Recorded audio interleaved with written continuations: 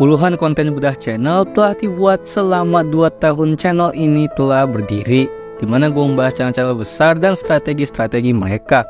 Tapi mari kita balik atau reverse, di mana kita akan mulai bedah channel para pemula sekaligus subscribers dari channel Dazzle di segmen bedah channel subscribers.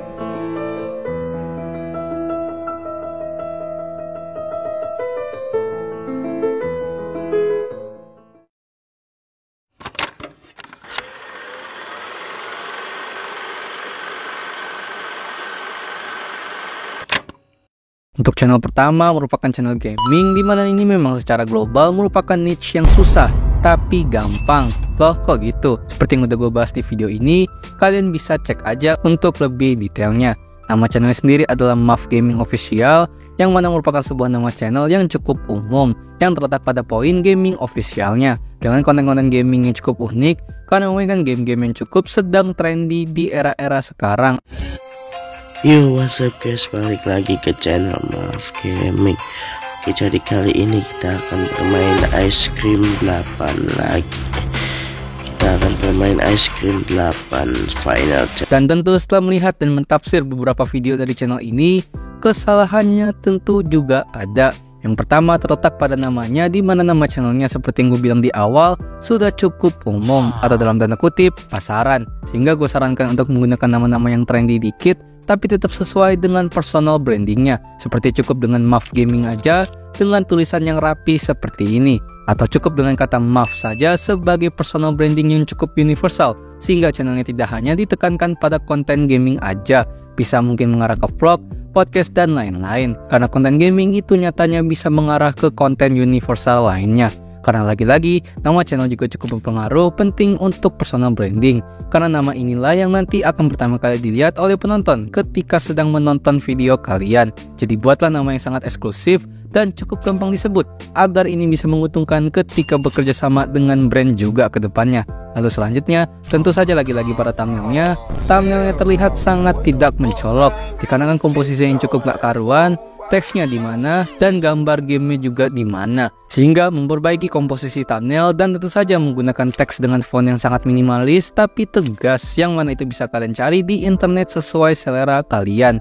Untuk contoh font-font teks thumbnail sendiri yang cukup menjual di era YouTube zaman sekarang adalah font-font yang seperti ada pada kreator-kreator besar. Jadi cobalah kalian pakai dan tentu saja modifikasi dengan khas kalian. Lalu gunakanlah gambar-gambar gameplay dari gamenya ataupun gambar-gambar yang memiliki 3 sifat ini, yakni pertama personal branding si kreator, kedua branding dari si gamenya, 3 bait atau bahkan clickbait atau mungkin semi clickbait yang membuat audiens non-gaming menjadi tertarik melihat thumbnail dan mengeklik video kalian.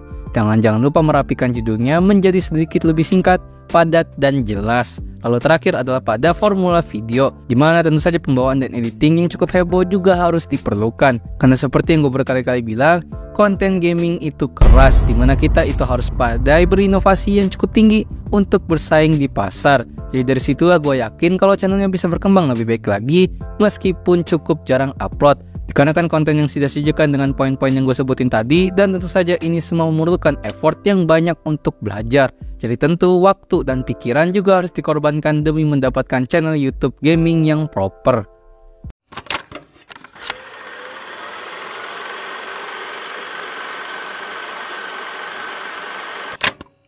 Channel berikutnya adalah channel yang berbasis pada animasi, dimana gue sudah beberapa kali membahas channel besar yang kontennya itu animasi.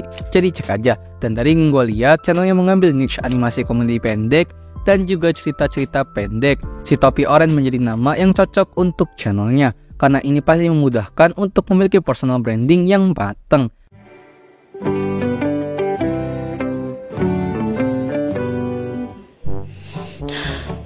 Bosan amat, gak ada kerjaan.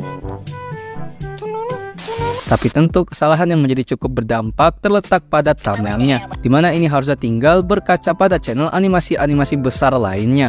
Dan tentu saja watermark dari aplikasi editing ini cukup mengganggu pada thumbnailnya, dikarenakan WM inilah yang membuat looks dari thumbnailnya menjadi sedikit low quality, sehingga bisa diimprove di bagian itu juga. Dan ternyata channel ini lebih aktif di channel shorts-nya, yang mana ini bagus dikarenakan dari shorts inilah mungkin channel-channel animasi komedi pendek bisa menjadi lebih luas lagi jangkauannya. Hal yang perlu diperbaiki sendiri mungkin pada formula videonya, yang mungkin bisa diperjelas lagi suara dan artikulasi dari karakternya agar penonton bisa nyaman untuk terus menontonnya, dan tentu saja watch time akan bertambah. Lalu berlanjut pada judul, meskipun shorts, judul yang proper dan rapi akan menjadikan nilai plus untuk mendapatkan views yang lebih banyak lagi. Jadi kerapihan mulai dari channel, video, dan judul ini merupakan faktor penting agar penonton bisa nyaman untuk menginvestasikan views atau bahkan subscribe-nya ke channel ini. Jadi rapihin lagi channelnya secara looks, dan sisanya melakukan trend checking dari tren-tren yang ada di sosial media sekarang untuk memudahkan mendapatkan views pada platform shorts tentunya. Bahkan mungkin bisa melakukan ekspansi ke platform sosial media lainnya.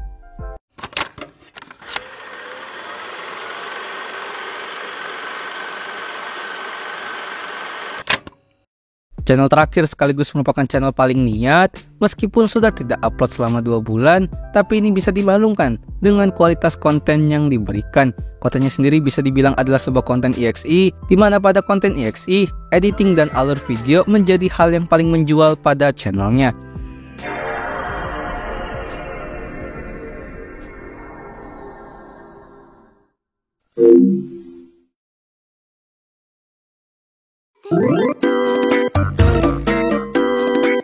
Nanti kayak robot begitu ya? Lu bayangin punya robot begitu di rumah lu? Di kamar terus gue. Di kamar? Oh, di kamar terus? Iya, streaming Sama robotnya. Kalau nggak streaming, ngapain? Iya. Ya, biasa lah, yang bisa dilakukan sama lelaki ngapain coba? Oh. Channel ini yang bernama Kerja PR sudah disiapkan dengan begitu bagus dan niatnya. Jadi masalahnya ada di mana? Tentu saja dari konten-kontennya mungkin bisa melakukan revisi judul aja. Seperti ketika sedang membahas Winda Basudara, bisa aja judulnya diubah menjadi widambasudara.exe dan sebagainya, agar judulnya bisa menjadi lebih singkat, padat, dan jelas, dan tentu akan bisa mendapatkan views yang lebih universal lagi. Tapi ingat, judul-judul tadi itu bersifat signatur konten, yang mana merupakan konten-konten signatur atau konten utama yang akan kalian sajikan. Kalau ingin diselang-selangin dengan konten yang cukup niche seperti klip pengalaman berbagai streamers, gunakanlah judul yang seperti biasa aja, karena udah bagus banget, sehingga channel ini udah sangat bagus. Oh iya, jangan lupa untuk menjadwalkan konten minimal 1 bulan sekali di YouTube, agar setidaknya YouTube tahu kalau channelnya masih aktif dengan kinerja yang konsisten. Untuk channel keempat, tentu saja slot ini masih dikunci. Dan jika kalian masih ingin membuka slot kunci ini seperti video sebelumnya, tentu saja seperti video sebelumnya, kalian bisa subscribe. Terima kasih telah menonton video ini. Gimana? Apa kalian punya koreksi lain tentang channel yang udah gue bahas ini? Silahkan komen. Secara kesimpulan, entah kenapa masih banyak nih dari kalian yang membuat channel, tapi channelnya itu mulai dari thumbnail, video, dan judul, dan brandingnya itu nggak rapi. Padahal channel yang sudah sukses aja kalian bisa lihat sendiri betapa tertata dan rapinya channel mereka. Karena lagi-lagi channel yang rapi tentu akan membuat audiens menjadi sangat nyaman dan akan rela untuk menyumbang views dan bahkan melakukan subscribe ke channel kalian. Jadi jangan lupa subscribe Dazzle. Dah.